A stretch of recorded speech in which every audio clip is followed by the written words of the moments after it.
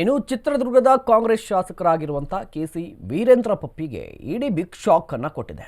ಸತತ 14 ಗಂಟೆಗಳ ಕಾಲ ಇಡಿ ಅಧಿಕಾರಿಗಳು ಇಂಚಿಂಚು ಶೋಧ ಕಾರ್ಯಾಚರಣೆಯನ್ನು ನಡೆಸಿದ್ದಾರೆ.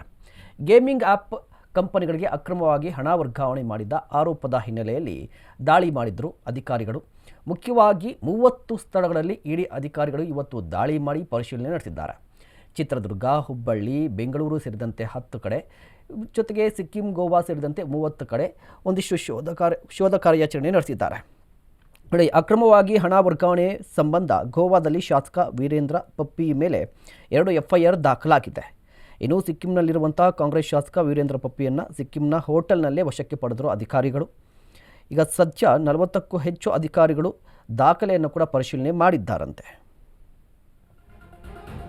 ಮತ್ತೊಂದು ಕಡೆ ಕಾಂಗ್ರೆಸ್ ನಾಯಕರಾಗಿರುವಂಥ ಹನುಮಂತರಾಯಪ್ಪಗೂ ಕೂಡ ಬಿಗ್ ಶಾಕ್ ಎದುರಾಗಿದೆ.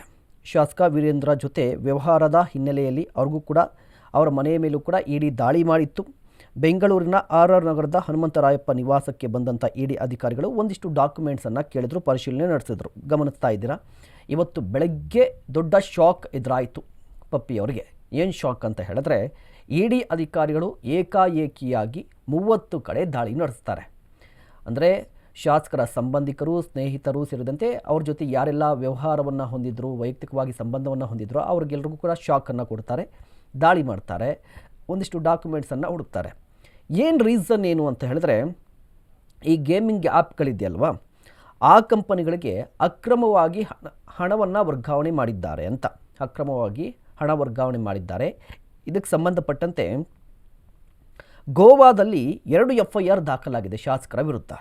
ಇದೇ ಕಾರಣಕ್ಕಾಗಿ ಇಡಿ ಅಧಿಕಾರಿಗಳು ದಾಳಿಯನ್ನು ಮಾಡಿದ್ರು, ಒಂದಿಷ್ಟು ಡಾಕ್ಯುಮೆಂಟ್ಸನ್ನು ಕೂಡ ಪರಿಶೀಲನೆ ನಡೆಸಿದ್ದಾರೆ.